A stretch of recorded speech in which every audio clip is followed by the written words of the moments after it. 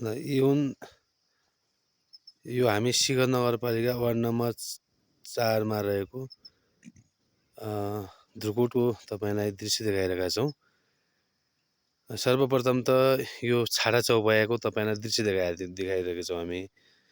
सर्वप्रथम त जुन हामी यो प्रकारले छाडा चौपाया हामीले छोड्यौँ र जुन हामी धर्ममा सबैभन्दा पहिलो रूपमा गौमाता मान्ने पवित्र धर्मावलम्बीहरूले दुध खान्जेल गाउलाई बाल्ने र त्यसपछि छोड्ने हामी यो हाम्रो व्यक्तिगत के अरे नैतिकताभित्र पनि ठुलो प्रश्न उठ्छ।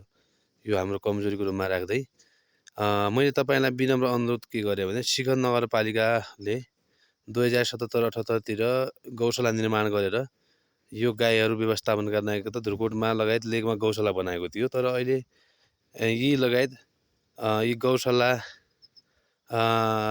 छोड्ने जुन व्यक्तिले गर्नुभएको थियो तिनले छोडिसकेपछि यो अल्पत्र रूपमा एक गाईहरू यहाँ छरेका छन् र यिनीहरूले यहाँका कृषकले लागेको धान बाली दलहन बाली सबै नाश गर्ने र साँझ आएर बजारमा यो प्रकारले बस्ने र अलिकति दुःख दिने काम चाहिँ गरिरहेको तपाईँलाई जानकारी गराएँ। यहाँ यो थोरहरू मात्र छन्, यो लगायत पशुपति क्षेत्रतिर, मोडबरा क्षेत्रतिर, तिचाली क्षेत्रतिर, अरू 3 नम्बर क्षेत्रतिर थुप्रै रूपमा यो प्रकारले गाईहरू बसिरहेको देखिएको छ। योमा कसैको ध्यान नगएको जस्तो मैले पाएँ।